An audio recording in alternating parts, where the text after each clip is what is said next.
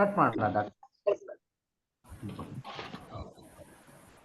Yes, sir. Kindly start. Yes, sir. We'll start. ಎಲ್ಲರಿಗೂ ನಮಸ್ಕಾರ. ಒಂದು I want to say something, sir. ಹೇಳಿ doctor. Sir, ಇಲ್ಲಿ ತುಂಬಾ ಹೆವಿ ರೇನ್ ಬರ್ತಾ ಇದೆ. There can be like frequent disconnection ಆಗೋ ಚಾನ್ಸಸ್ ಇದೆ. ಸ್ವಲ್ಪ ಯು ಹ್ಯಾವ್ ಆಯ್ತು, will manage. Yeah, okay, thank you. ಎಲ್ಲರಿಗೂ ಮತ್ತೊಮ್ಮೆ ನಮಸ್ಕಾರ. ವಯೋಮಾನಸ ಸಂಜೀವನಿಯ ಕಾರ್ಯಕ್ರಮಕ್ಕೆ ನಿಮಗೆಲ್ಲ ಆತ್ಮೀಯ ಸ್ವಾಗತ. ಕನಸು ಕಾಣೋದು ನಮಗೆಲ್ಲ ಒಂದು ಸಾಮಾನ್ಯವಾದ ಅನುಭವ. ಬಹುಶಃ ಎಲ್ಲರಿಗೂ ಒಂದಲ್ಲ ಒಂದು ಸಮಯದಲ್ಲಿ ಭಯಂಕರವಾದ ಕನಸು ಬಿದ್ದು ನಿದ್ರೆಯಿಂದ ಎದ್ದು ಗಾಬರಿಯಾಗಿ ಮೈ ಬೆವರಿದ ಅನುಭವ ಖಂಡಿತ ಆಗಿರುತ್ತೆ ಅಂತ ನನ್ನ ಭಾವನೆ. ಯಾರಾದರೂ ಬಂದು ಎಚ್ಚರ ಮಾಡಿ ಕುಡಿಯೋಕೆ ಒಂಚೂರು ನೀರು ಕೊಟ್ಟು ಸ್ವಲ್ಪ ಸಮಾಧಾನ ಆದರೆ ನಿದ್ದೆಯಿಂದ ಎಚ್ಚರ ಆಗಿ ಇದು ಕನಸಿಂದ ಹೊರಗೆ ಬಂದಿದ್ದೀವಿ ಅನ್ನೋ ತನಕ ಭಯ ಅನ್ನೋದು ಎದ್ದು ಕಾಣ್ತಾನೆ ಇರುತ್ತೆ. ಅದು ಕನಸು ಅಂತ ತಿಳಿದ ಮೇಲೆ ಸ್ವಲ್ಪ ಮನಸ್ಸಿಗೆ ಸಮಾಧಾನ ಆಗುತ್ತೆ.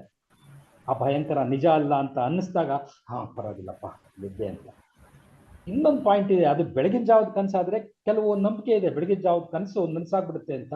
ಅದೇನಾದ್ರೆ ಅಯ್ಯೋ ಅದು ಆಗುತ್ತಾ ಅನ್ನೋ ಒಂದು ಆತಂಕ ಇನ್ನೊಂದು ಚೂರು ಕಂಟಿನ್ಯೂ ಆಗುತ್ತೆ, ಮೇ ಬಿ ಸ್ವಲ್ಪ ಹೊತ್ತು.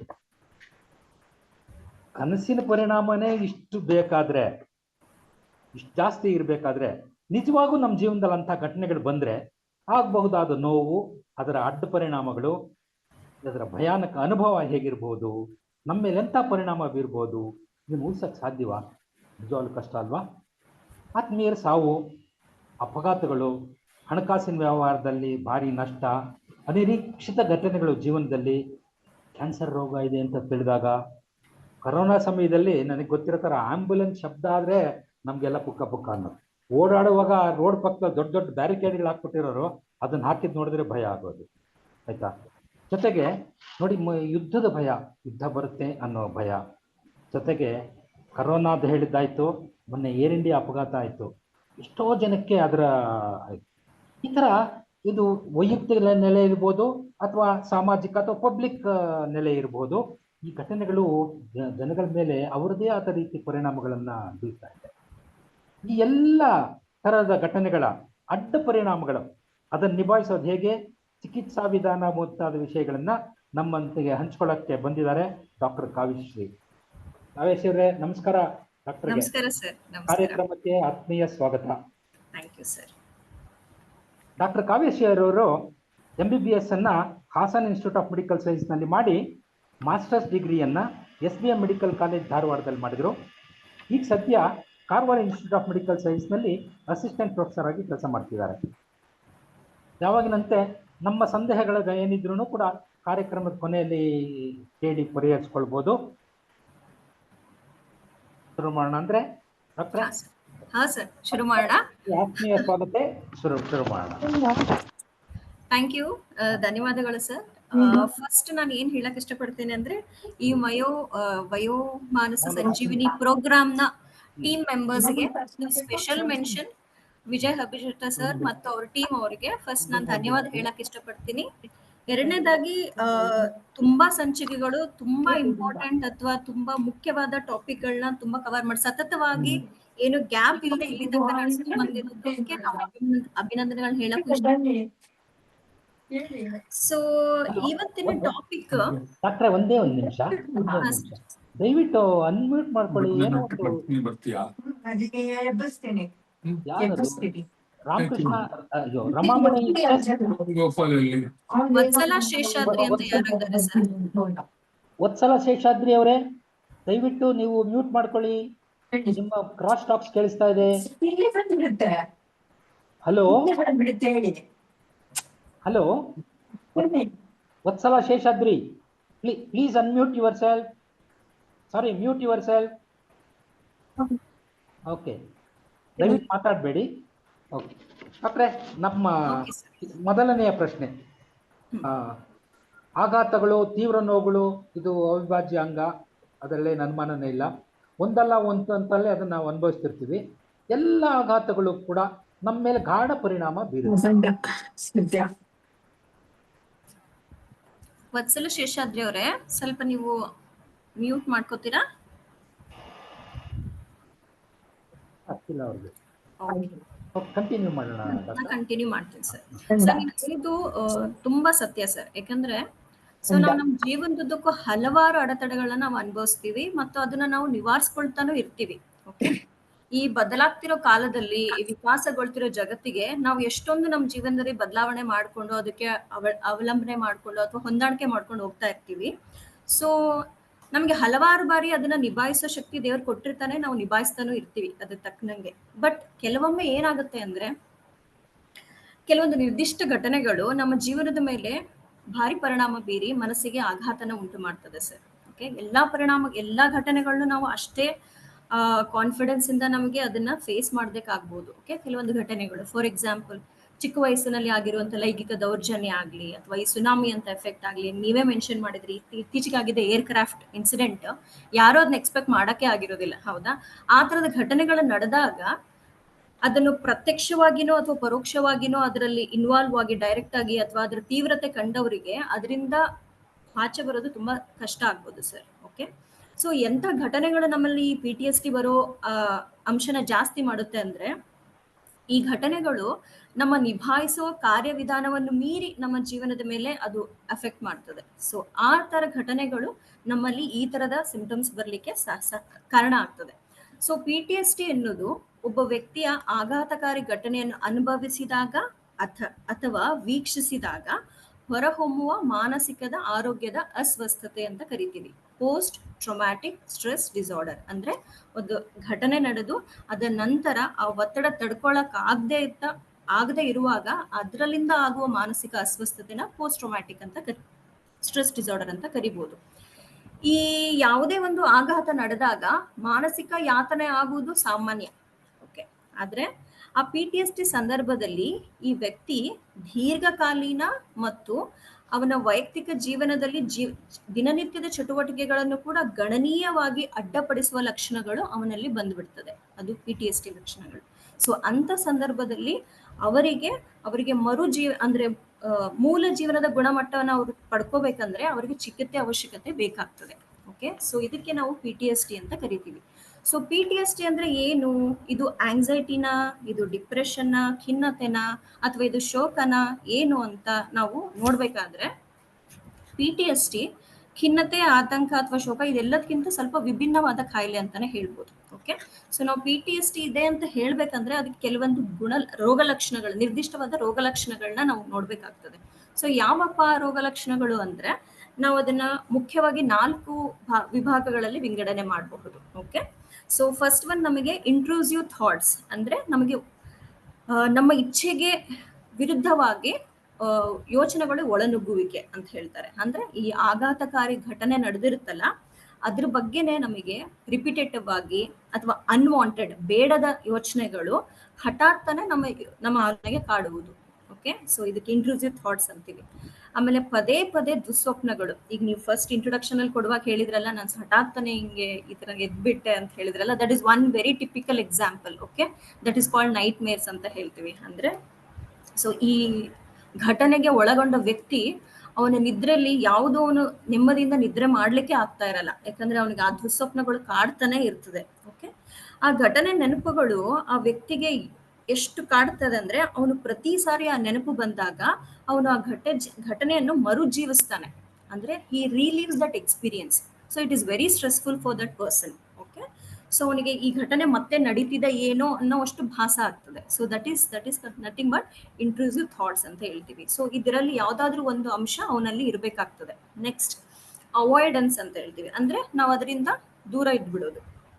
ಈ ಘಟನೆ ನೆನಪುಗಳು ಯಾರಾದ್ರೂ ಪ್ರಚೋದಿಸಕ್ಕಂತ ಸ್ಥಳಗಳು ಅಥವಾ ಯಾವುದೋ ಒಂದು ಚಟುವಟಿಕೆಗಳು ಅಥವಾ ಆ ತರ ಜನಗಳಿಂದ ದೂರ ಉಳಿದ್ಬಿಡೋದು. ಯಾಕಂದ್ರೆ ಅವ್ರಿಗೆ ಭಯ, ಮತ್ತೆ ನಾನು ಎಲ್ಲಿ ಆ ತರದ ವ್ಯಕ್ತಿ ಅಥವಾ ಆ ಜಾಗಕ್ಕೆ ಹೋದಾಗ ಮತ್ತೆ I have to go through that distressing experience, ನನಗದು ಬೇಡ. ಸೊ ಅದನ್ನೆಲ್ಲನೂ ಅವಾಯ್ಡ್ ಮಾಡೋದು. ಅವನ ಜೀವನನೇ ಅದಿಲ್ದಂಗೆನೆ ಕಟ್ಕೊಳಕ್ಕೆ ಅಥವಾ ಚೇಂಜ್ ಮಾಡ್ಲಿಕ್ಕೆ, ಮಾಡಿಫೈ ಮಾಡ್ಕೊಳಕ್ಕೆ ಅವ್ನು ಪ್ರಯತ್ನ ಮಾಡ್ತಾನೆ. So that is called avoidance.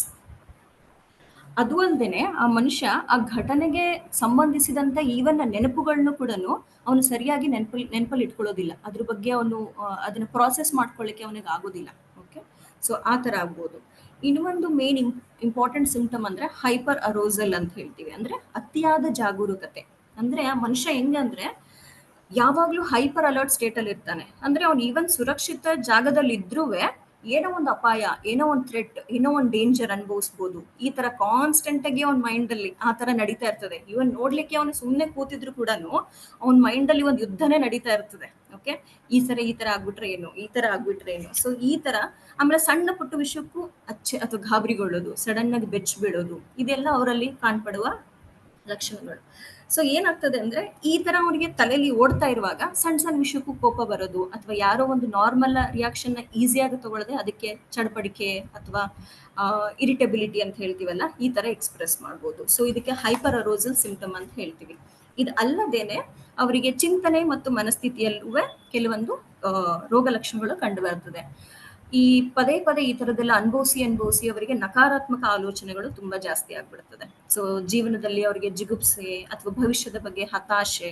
So ಈ PTSD ಒಳಗಾಗಿರೋರು ಅವ್ರ ಫ್ಯಾಮಿಲಿ ಮೆಂಬರ್ಸ್ ಜೊತೆಗೇನೆ ಒಂದು ಸೆನ್ಸ್ ಆಫ್ ಡಿಟ್ಯಾಚ್ಮೆಂಟ್ ಬೆಳೆಸ್ಕೊಂಡಿರ್ತಾರೆ. ಅಂದ್ರೆ ಅವರಿಗೆ ಕುಟುಂಬದವರಿಗೆ ಬೇರ್ಪಟ್ಟು ಇದ್ದಾರೇನೋ ಅನ್ನೋ ತರ, ಯಾವುದೇ ಎಮೋಷನಲ್ ಅಲ್ಲಿ ಅವರು ರೆಸಿಪ್ರೊಕೇಟ್ ಮಾಡದೆ ಅವ್ರು ಇಂಡಿವಿಜುವಲ್ ಆಗಿ ಅಥವಾ ಡಿಟ್ಯಾಚ್ಡ್ ಆಗಿ ಇರ್ಲಿಕ್ಕೆ ಸ್ಟಾರ್ಟ್ ಮಾಡ್ಬಿಡ್ತಾರೆ. ಸೊ ನಿರಾಸಕ್ತಿ. ಸೊ ಈ ತರ ಇನ್ನಿತರ ರೋಗ ಲಕ್ಷಣಗಳು ನಿಮಗೆ ಅದು ಕೆಲವೊಂದು ಡಿಪ್ರೆಸಿವ್ ಸಿಂಪ್ಟಮ್ಸು ಅನ್ಸ್ಬೋದು, ಕೆಲವೊಂದು ಆಂಗ್ಸೈಟಿ ಸಿಂಪ್ಟಮ್ಸು ಅನ್ಬೋದು. ಬಟ್ ಈ ಎಲ್ಲಾ ಮುಖ್ಯ 4 ಭಾಗಗಳಲ್ಲಿನೂ ರೋಗ ಲಕ್ಷಣಗಳು ಆ ಮನುಷ್ಯನಲ್ಲಿ ಇದ್ರೆ ಮಾತ್ರ ನಾವು ಅವನಿಗೆ ಪೋಸ್ಟ್ ಟ್ರಾಮ್ಯಾಟಿಕ್ ಸ್ಟ್ರೆಸ್ ಡಿಸಾರ್ಡರ್ ಇದೆ ಅಂತ ಹೇಳ್ತೀವಿ. ಸೊ ಇದು ಇದರ ಮುಖ್ಯ ಲಕ್ಷಣಗಳು ಅಂತ ಹೇಳ್ಬೋದು. ಇದು ಒಂದು ನನ್ನ ಪ್ರಶ್ನೆ. ಈ ಪರಿಣಾಮಗಳಾಗುತ್ತೆ ನೋಡಿ, ಒಂದೇ ಇಶ್ಯೂ ಬೇರೆ ಬೇರೆ ವ್ಯಕ್ತಿಗಳ ಮೇಲೆ ಬೇರೆ ಬೇರೆ ಪರಿಣಾಮ ಆಗುತ್ತೆ. ಇದನ್ನ ನಾವು ಗಮನಿಸಿದ್ದೇವೆ ಅಂತ. ಆ ವ್ಯಕ್ತಿಯಿಂದ ವ್ಯತ್ಯಾಸ ಇರುತ್ತಲ್ಲ, ಇದಕ್ಕೆ ಕಾರಣ ಏನು ಅಂತ. ಇದು ತುಂಬಾ ಇಂಪಾರ್ಟೆಂಟ್ ಕ್ವಶನ್ ಸರ್. ಆಕ್ಚುಲಿ ನೀವು ಹೇಳಿದ್ದು ಹೌದು. ಈಗ ಘಟನೆ ಒಂದೇ ನಡೆದಿದ್ರು ಒಂದು ವ್ಯಕ್ತಿ ಅದರ ತೀವ್ರತೆ ಆಗ್ಲಿ ಅಥವಾ ಅವನಿಗೆ ಡಯಾಗ್ನೋಸ್ ಆಗೋದ್ರಾಗ್ಲಿ ಅಥವಾ ಇನ್ನೊಂದು ವ್ಯಕ್ತಿ ಅದನ್ನ ರೆಸಿಪ್ರೊಕೇಟ್ ಮಾಡೋದಾಗ್ಲಿ ತುಂಬಾ ಡಿಫರೆನ್ಸ್ ಇರ್ತದೆ. ಅದು ಸಾಮಾನ್ಯ. ಓಕೆ, ಸೊ ಅದಕ್ಕೆ ಹಲವಾರು ಕಾರಣ ಇರ್ಬೋದು. ನಾವು ಒಂದೊಂದೇ ಕಾರಣ ಈಗ ಹೇಳ್ತಾ ಹೋದ್ರೆ, ಮೊದಲನೇದಾಗಿ ಘಟನೆಯ ತೀವ್ರತೆ ಮತ್ತು ಅದರ ಅವಧಿ. ಈಗ ವತ್ಸಲ ಶೇಷಾದ್ರಿ ಅವರೇ, ಮ್ಯೂಟ್ ಮಾಡುವ. ನಾವೇ ಮಾಡ್ಲಿಕ್ಕಾಗುತ್ತಾ? ನಮ್ಮ ಕಡೆಯಿಂದ ಮಾಡ್ಲಿಕ್ಕೆ ಆಗ್ತದೆ ಸರ್. ವಯೋಮನಸ ಸಂಜೀವಿನಿ ಸಪೋರ್ಟ್ ಬೇಕು ನನಗೆ. ನೋಡಿ, ಇವರಿಗೆ ಮ್ಯೂಟ್ ಮಾಡ್ಲಿಕ್ಕಾಗುತ್ತಾ ನೋಡಿ, ವತ್ಸಲ ಶೇಷಾದ್ರಿ ಅವರಿಗೆ ಪ್ಲೀಸ್. ಯಾರು ಇದಾರ ಇವಾಗ ಗೊತ್ತಿಲ್ಲ. ಕಂಟಿನ್ಯೂ ಮುಂದೆ ಹೋಗೋಣಲ್ಲ ಸರ್. ಸೊ ಈಗ ನಾವು ಆತರ ಕಾರಣಗಳು ನೋಡ್ತಾ ಹೋದಾಗ ಒಂದು ಮೊದಲನೇ ಕಾರಣ ಏನಾಗ್ಬೋದು ಅಂದ್ರೆ ಘಟನೆಯ ತೀವ್ರತೆ ಮತ್ತು ಅದರದ್ದು ಅವಧಿ. ಈಗ ಒಂದು ಪರ್ಸನ್ಗೆ ಎಷ್ಟು ತೀವ್ರವಾಗಿ ಅದನ್ನ ಅವನು ಅನುಭವಿಸಲ್ಪಟ್ಟ ಅಂತ, ಅಂದ್ರೆ ಎಷ್ಟು ಭಯಾನಕವಾಗಿತ್ತು ಅಥವಾ ಎಷ್ಟು ದೀರ್ಘಕಾಲ ಅದು ನಡೆದಿತ್ತು ಅನ್ನೋದು ಮುಖ್ಯ ಆಗ್ತದೆ. ಉದಾಹರಣೆಗೆ ಅಂದ್ರೆ ಈಗ ಒಂದೇ ಸ್ಟ್ರೆಸ್ ಅಂತಲ್ಲ, ಅಥವಾ PTSD ಹೇಗೆ ಒಬ್ರಲ್ಲಿ ಡಿಫ್ರೆನ್ಸ್ ಆಗುತ್ತೆ ಅಂತ ಹೇಳಲಿಕ್ಕೆ, ಒಂದು ಹೆಣ್ಣು ಅವಳ ಜೀವನದಲ್ಲಿ ಅನೇಕ ಬಾರಿ ಲೈಂಗಿಕ ದೌರ್ಜನ್ಯಕ್ಕೆ ಒಳಗಾಗಿ ಈಗ ಅವಳು ಅನುಭವಿಸ್ತಿರೋ PTSDಗೂ, ಅಥವಾ ಒಂದು ಮೇಲ್ 60 years ಅಲ್ಲಿ ಒಂದು ಆಕ್ಸಿಡೆಂಟ್ ಆಗಿ ಅವನಿಗೆ PTSD ಅನುಭವಿಸ್ತಿರೋದಕ್ಕೂ ತುಂಬಾ ಡಿಫರೆನ್ಸ್ ಇರ್ತದೆ. ಒಂದು ತೀವ್ರತೆಯಲ್ಲೂ ಅನುಭವ ಇರ್ಬೋದು, ಅಥವಾ ಸಿಂಪ್ಟಮಟಾಲಜಿಯಲ್ಲೂ ಅವರದ್ದು ಡಿಫರೆನ್ಸ್ ಆಗೋ ಚಾನ್ಸಸ್ ತುಂಬಾ ಇರ್ತದೆ. ಅದೇ ತರ ಒಂದು ಟ್ರಾಮಾ ನಡೆದ್ಮೇಲೆ the level of support they get, okay, that is plays a very important role ಅಂತ ಹೇಳ್ಬೋದು. ಅಂದ್ರೆ ಈ ಕುಟುಂಬ, ಅವ್ರ ಸ್ನೇಹಿತರದು ಅಥವಾ ಸಮುದಾಯದ ಸಪೋರ್ಟ್ ಏನ್ ಸಿಗ್ತದೆ ಟ್ರಾಮಾ ಆದ ತಕ್ಷಣ. ಸೊ ಎಷ್ಟೊಂದು ಜನಕ್ಕೆ ಆ ಟ್ರಾಮಾದಿಂದ ಇದೆಲ್ಲ ಸಪೋರ್ಟ್ ಸಿಕ್ಕರೆ ಅದರಿಂದ ತುಂಬಾ ಆಚೆನೆ ಅವರಿಗೆ PTSD ಸಿಂಪ್ಟಮ್ ಡೆವಲಪ್ ಆಗೋ ಮುಂಚೆನೆ ಅದರಿಂದ ಆಚೆ ಬರೋ ಚಾನ್ಸಸ್ ತುಂಬಾ ಇರ್ತದೆ. ಸೊ ಅವ್ರು ಯಾವ ಸ್ಥಿತಿಯಲ್ಲಿ ಇದ್ರು ಅನ್ನೋದು ಕೂಡ ಇಂಪಾರ್ಟೆಂಟ್ ಆಗ್ತದೆ. ಇನ್ನೊಂದು ತುಂಬಾ ಇಂಪಾರ್ಟೆಂಟ್ ಕಾರಣ ಏನಾಗ್ಬೋದು ಅಂದ್ರೆ ಇಂಡಿವಿಜುವಲ್ ಪರ್ಸನಾಲಿಟಿ ಟ್ರೇಟ್ಸ್ ಅಂತ ಹೇಳ್ತೀವಿ. ಅಂದ್ರೆ ಒಂದು ಮನುಷ್ಯನ ವ್ಯಕ್ತಿತ್ವದ ಲಕ್ಷಣಗಳು.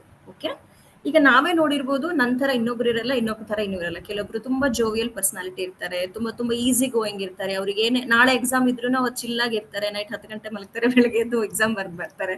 ಅದೇ ನನ್ನ ಫ್ರೆಂಡ್ ಒಬ್ಳು ಇರ್ತಾಳೆ, ಅವಳು ಒಂದ್ ವಾರ ಎಕ್ಸಾಮ್ ಇದೆ ಅಂದ್ರೆ ಇವತ್ತಿಂದನೇ ನಿದ್ದೆ ಊಟ ಬಿಟ್ಟು ಓದೋರು ಇರ್ತಾರೆ. So that shows their individual personality traits ಅಲ್ವಾ. ಸೊ ಆ ತರ ಕೆಲವೊಬ್ರು ಸಹಜವಾಗಿಯೇ ಹೆಚ್ಚು ಭಾವನಾತ್ಮಕ ಜೀವಿಗಳು ಅಥವಾ ಸೂಕ್ಷ್ಮ ಜೀವಿಗಳಾಗಿರ್ತಾರೆ. ಸೊ ಅಂತವರಲ್ಲಿ ಈ ತರ ಘಟನೆಗಳು ನಡೆದಾಗ ಅವರಲ್ಲಿ ತೀವ್ರತೆ ಅಥವಾ ಅವರು ರೆಸ್ಪಾಂಡ್ ಮಾಡೋ ವೇ ತುಂಬಾ ಡಿಫ್ರೆಂಟ್ ಆಗಿರ್ಬೋದಾಗ್ತದೆ. ಓಕೆ, ಆಮೇಲೆ ಇನ್ನೊಂದು ಏನ್ ನೋಡ್ಬೋದು ಅಂದ್ರೆ ಟ್ರಾಮಾ ರೆಸ್ಪಾನ್ಸ್ ಅಥವಾ ಕೋಪಿಂಗ್ ಮೆಕ್ಯಾನಿಸಮ್ಸ್ ಅಂತ ಹೇಳ್ಬೋದು. ಅಂದ್ರೆ ಅವ್ರು ಹೇಗೆ ಒಂದು ಸ್ಟ್ರೆಸ್ನ ಕೋಪ್ ಅಪ್ ಮಾಡ್ತಾರೆ ಅನ್ನೋದು ಇಂಡಿವಿಜುವಾಲಿಟಿ ಮೇಲೆ ಡಿಫರ್ ಆಗ್ತದೆ. ಓಕೆ, ಕೆಲವೊಬ್ರು ಕಂಪ್ಲೀಟ್ ಆಗಿ ಅವಾಯ್ಡೇ ಮಾಡಬಹುದು, ಅಥವಾ ಕೆಲವೊಬ್ರು ಕಂಪ್ಲೀಟ್ ಆಗಿ ಅದನ್ನ ರಿವೆಂಜ್ ತರ ತಗೊಂಡು ಅದನ್ನ ನಡ್ಸ್ಲಿಕ್ಕೆ ಹೋಗ್ಬೋದು, ಅಥವಾ they can challenge the situation and try to cope up with it.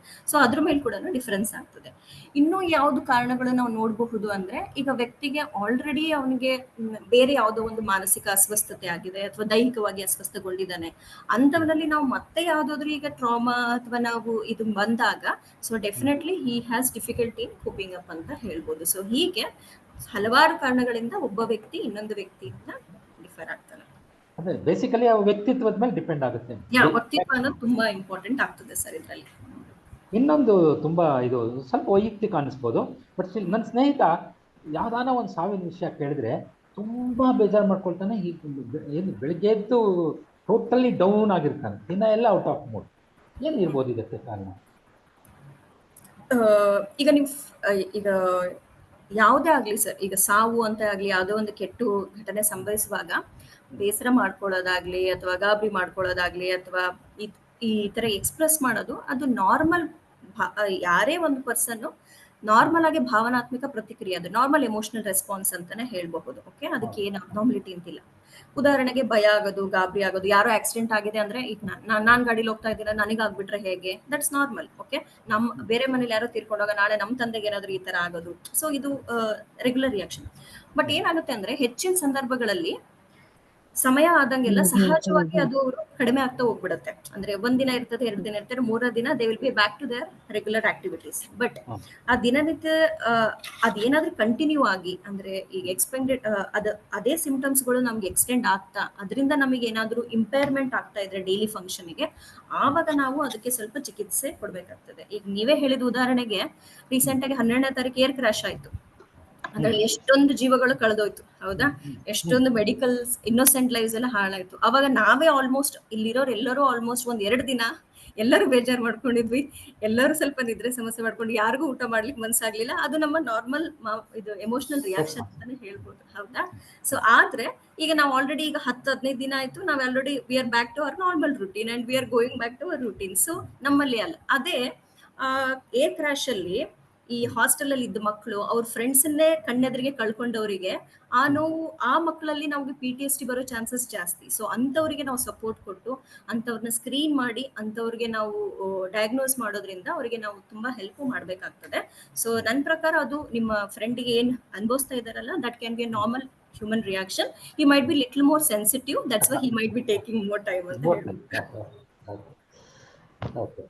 Next ಈ ಪರ್ಟಿಕ್ಯುಲರ್ಲಿ ಅಡ್ಡ ಪರಿಣಾಮಗಳು ಅಂತ ಹೇಳ್ತೀವಿ ಘಟನೆ. ಆದ ತಕ್ಷಣ ಆಗೋದು ಸಾಮಾನ್ಯ ಅದು. ಸ್ವಲ್ಪ ದಿವಸ ಕ್ಯಾರಿ ಓವರ್ ನೀವು ಹೇಳ್ದಂಗೆ ಸಾಮಾನ್ಯ.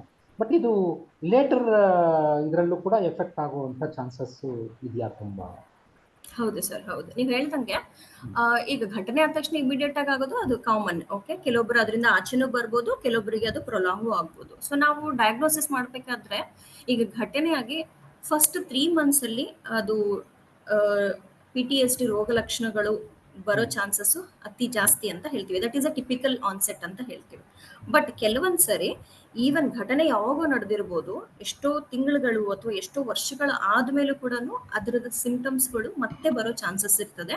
ಅದಕ್ಕೆ ನಾವು ಡಿಲೇಡ್ ಆನ್ಸೆಟ್ ಆಫ್ PTSD ಅಂತಾನು ಕರಿತೀವಿ. So that is also possible and that is more common in elderly individuals ಅಂತಾನು ಹೇಳ್ಬೋದು. ಇನ್ನೊಂದ್ಸಲ ಹೇಳಿದ್ರೆ ಅದು more common in elderly individuals ಅಥವಾ ಓಲ್ಡರ್ ಇಂಡಿವಿಜುವಲ್ಸ್ ಅಲ್ಲಿ ಅದು ಜಾಸ್ತಿ ಆಗೋ ಇರಬಹುದು. ಓಕೆ, ನಾನು ಒಬ್ಬ ಫ್ಯಾಮಿಲಿ ಕೌನ್ಸಿಲರ್ ಡಾಕ್ಟ್ರೆ.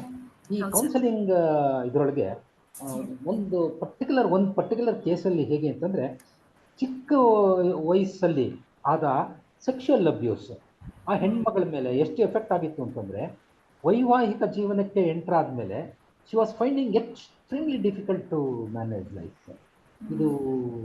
ಇದರ ಬಗ್ಗೆ ನಿಮ್ಮ ಅಭಿಪ್ರಾಯ ಅಥವಾ ಏನಾದರೂ ಬೆಳಕು?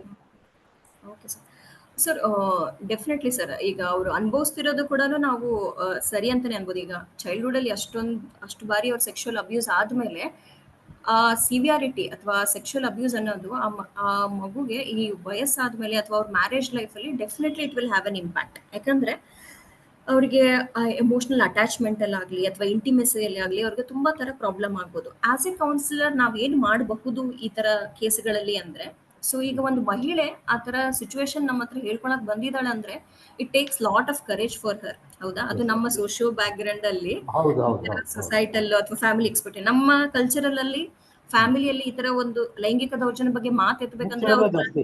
ಅವ್ರು ಮುಚ್ಚೋರೇ ಜಾಸ್ತಿ. ಹೇಳ್ಬೇಡ, ನಮ್ ಫ್ಯಾಮಿಲಿ ರೆಪ್ಯುಟೇಷನ್ ಹಾಳಾಗ್ತದೆ, ನೀನ್ ಯಾಕೆ ಹೇಳ್ತೀಯ, ನಿನ್ ಹಂಗಾಗಿದೆ ಅಂತ ಗೊತ್ತಾದ್ರೆ ನಿನ್ ಸೊಸೈಟಿ ಐಸೋಲೇಟ್ ಮಾಡ್ತಾರೆ.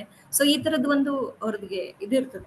ಸೊ ಆ ತರದ್ ಇದೆಲ್ಲ ಆ ಮಹಿಳೆ ನಮ್ಮ ಹತ್ರ ಬಂದಿದ್ದಾರೆ ಅಂದ್ರೆ she would have taken lot of courage. So first thing ನಾವು ಅವಳನ್ನ ಅಪ್ರಿಶಿಯೇಟ್ ಮಾಡ್ಬೇಕು.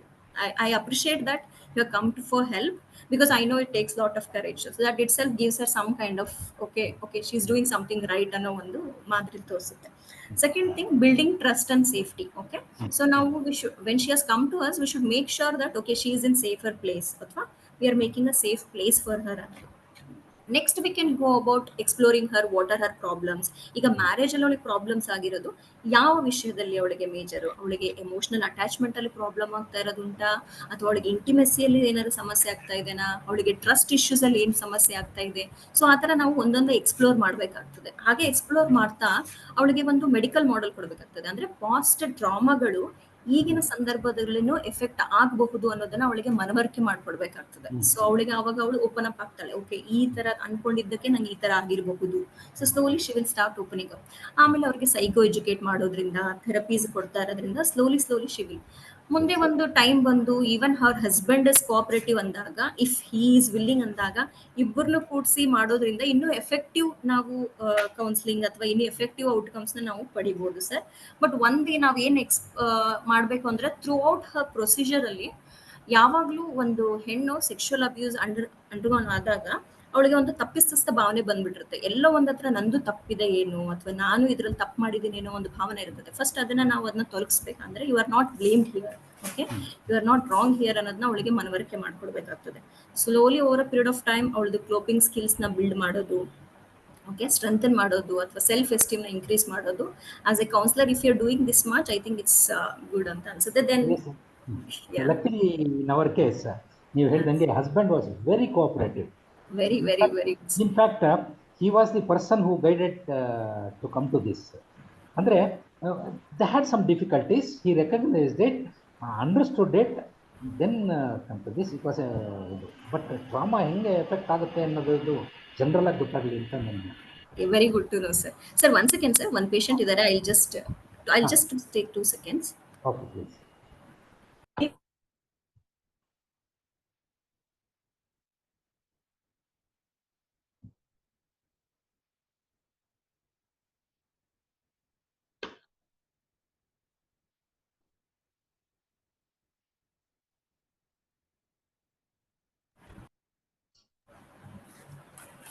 Hello sir, one second.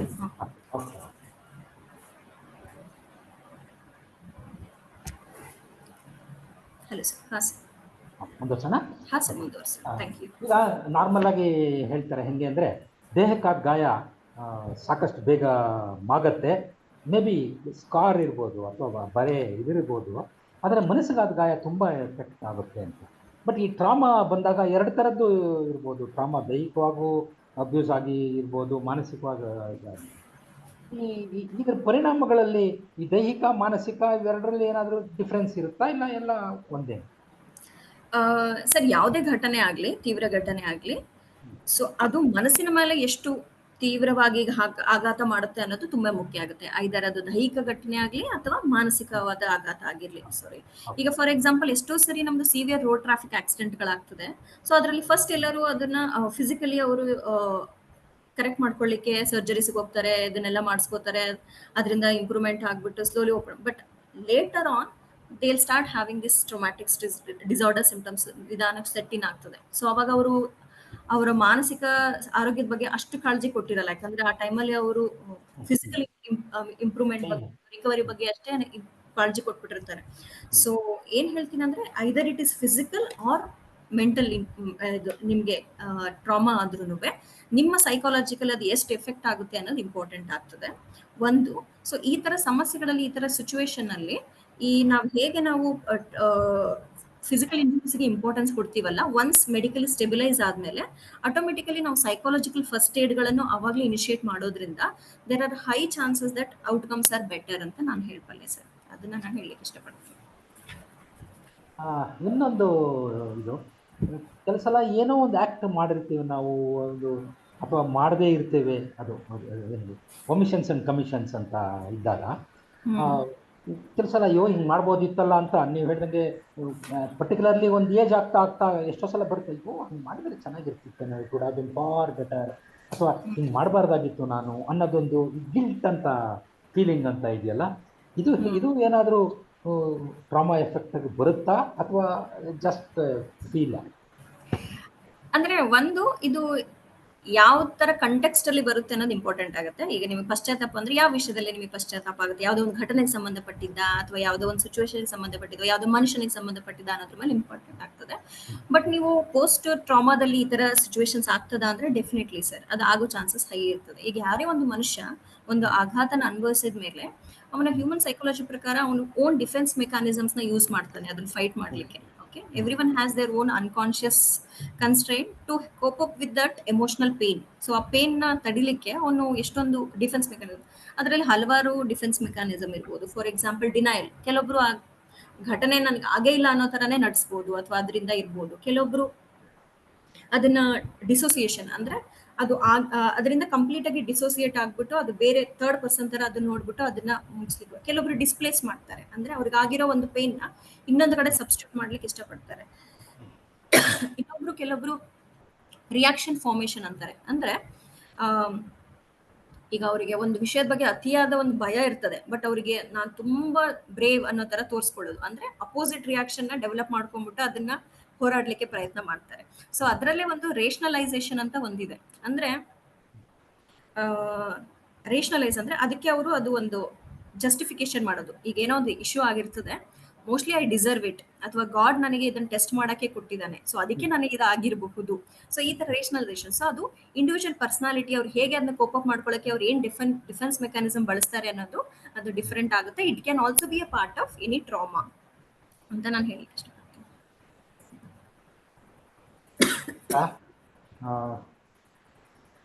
ಇದೆಲ್ಲ ಆಗ್ತಿರುವಾಗ ಚಿಕಿತ್ಸೆ ಬೇಕು ಅಥವಾ ಇದಕ್ಕೊಂದು ಟ್ರೀಟ್ಮೆಂಟ್ ಬೇಕು ಅಂತ ಯಾವ ಹಂತದಲ್ಲಿ ನಿರ್ಧಾರ ಮಾಡಬೇಕು? ಅದು ಇವಾಗ ನಿರ್ಧಾರ ಮಾಡೋಕ್ಕೆ ಅಂತಂದ್ರೆ, ಫಾರ್ ಎಕ್ಸಾಂಪಲ್ ಡಾಕ್ಟರ್ ಹತ್ರ ಬಂದ ಮೇಲೆ ಚಿಕಿತ್ಸಾ ಪ್ರೋಸೆಸ್ ನೀವು ಮಾಡ್ತೀರಾ, ಬಟ್ ಡಾಕ್ಟರ್ ಹತ್ರ ಬರಬೇಕಾದ್ರೆ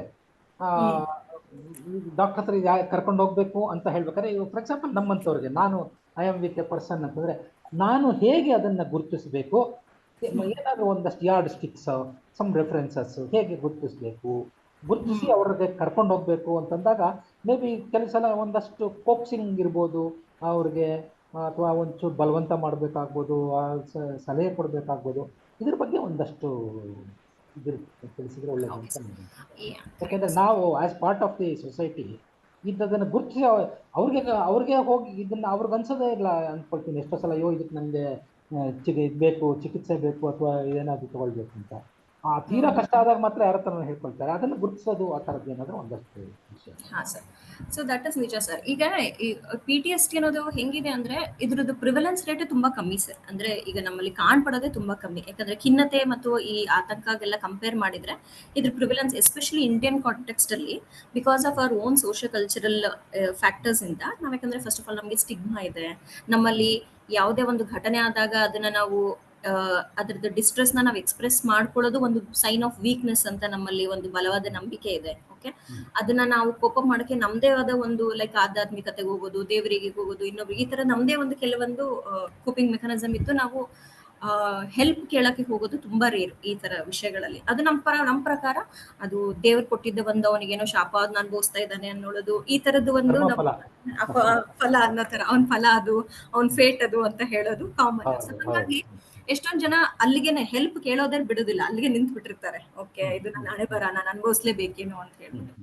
ಸೊ ಈ ತರ ಸಿಚುವೇಶನ್ಸ್ ಅಲ್ಲಿ ಅವರಿಗೆ ನಾವು ಹತ್ತಿರದಲ್ಲಿ ಇರುವವರು, ಅವರಲ್ಲಿ ಅವ್ರದ್ದು ಲೈಫ್ ಸ್ಟೈಲ್ ಅಲ್ಲಿ ಗಣನೀಯ ಡಿಫ್ರೆನ್ಸ್ ಏನಾದ್ರು ಆದಾಗ, ಅಥವಾ ಇಷ್ಟು ಚೆನ್ನಾಗಿದ್ದು ಮನುಷ್ಯ, ಇಷ್ಟು ಚೆನ್ನಾಗಿ ಮಾಡ್ತಾ ಇದ್ದ ಮನುಷ್ಯ ಯಾಕೋ ಇತ್ತೀಚೆಗೆ ಮಂಕ್ ಆಗ್ಬಿಟ್ಟಿದ್ದಾನೆ, ಯಾಕೋ ನಮ್ಮಲ್ಲಿ ಯಾರಾದ್ರೂ ಸೇರ್ತಾ ಇಲ್ಲ, ಓಕೆ.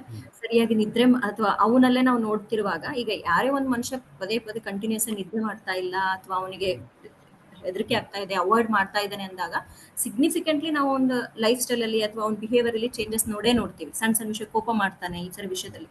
ಸೊ ಅವನ ಹತ್ರ ಕುಂತು ಸ್ವಲ್ಪ ಅವನ ಹತ್ರ ಮುಕ್ತವಾಗಿ ಮಾತಾಡಿ ಏನಾಗಿರಬಹುದು, ಯಾಕಂದ್ರೆ ಬೇರೆ ಈಗ ಡಿಪ್ರೆಷನ್ ಅಥವಾ ಆಂಗ್ಸೈಟಿಯಲ್ಲಿ ನಮಗೆ ಪರ್ಟಿಕ್ಯುಲರ್ ಕಾಸ್ ಇಲ್ಲದೆ ಇರಬಹುದು, ಬಟ್ PTSD ಅಲ್ಲಿ ನಮಗೆ ಒಂದು ಟ್ರಾಮಾ ಆದ್ಮೇಲೆ ಈ ತರದೆಲ್ಲ ಸಿಂಪ್ಟಮ್ಸ್ ಆಗಿರೋದ್ರಿಂದ ನಾವು ಅವನಲ್ಲಿ ಸ್ವಲ್ಪ ಹಿಂದೆ ಹೋಗಿ ಏನಾದ್ರೂ ಘಟನೆ ನಡೀತಾ, ನಿಂಗೆ ಏನಾದ್ರೂ ನಿನ್ಗೆ ಆಘಾತಕಾರಿ ಏನಾದ್ರೂ ವಿಷಯ ಆಯ್ತಾ, ಸೊ ಅದಾದ್ಮೇಲೆ ನಿನಗೆ ಈ ತರ ಸಮಸ್ಯೆಗಳು ಆಗ್ತಾ ಇದೆನಾ, ಸ್ವಲ್ಪ ಅವ್ರ ಹತ್ರ ಹಿಂಗ್ ಕೆದಕಿ ಕೇಳಿ, ಸೊ ಇದು ಒಂದು ಕಾಯಿಲೆ ಲಕ್ಷಣ ಕಣೋ, ನಿಂಗೆ ಗೊತ್ತಿಲ್ಲ, ಇದಕ್ಕೂ ಟ್ರೀಟ್ಮೆಂಟ್ ಇದೆ, ಓಕೆ, ಸೊ ಇದಕ್ಕೂ ಹೋಗೋಣ, ಸೊ ಈ ತರ ನಿಂಗೆ ಕೆಟ್ಟ ಕನ್ಸುಗಳು ಬೀಳ್ತಾ ಇದೆನಾ, ನಿದ್ರೆ ಸಮಸ್ಯೆ ಆಗ್ತಾ ಇದೆನಾ, ಸೊ ನಿನಗೆ ಆ ಘಟನೆ ನೋಡಿದ್ರೆ ಭಯ ಆಗೋದು ಗಾಬರಿ ಆಗೋದ್ರು ಆಗ್ತಾ ಇದೆನಾ, ಸೊ ಇದು ಕೂಡ ಒಂದು ಸಮಸ್ಯೆ ಇರ್ಬೋದು, ಇದಕ್ಕೆ ಟ್ರೀಟ್ಮೆಂಟ್ ತಗೊಂಡ್ರೆ ನೀನು ನಾರ್ಮಲ್ ಆಗ್ಬೋದಲ್ಲ ಅನ್ನೋ ಒಂದು ಆಶಾಭಾವನೆ ಹುಟ್ಟಿಸ್ಬಿಟ್ಟು ಅಂತವರಲ್ಲಿ ನಾವು ಚಿಕಿತ್ಸೆ ತಗೊಂಡ್ಬರೋದು ಒಳ್ಳೇದು ಅಂತ ನನಗನ್ಸುತ್ತೆ ಸರ್, ಒಂದು ಎಜುಕೇಟ್ ಮಾಡೋದ್ರಿಂದ.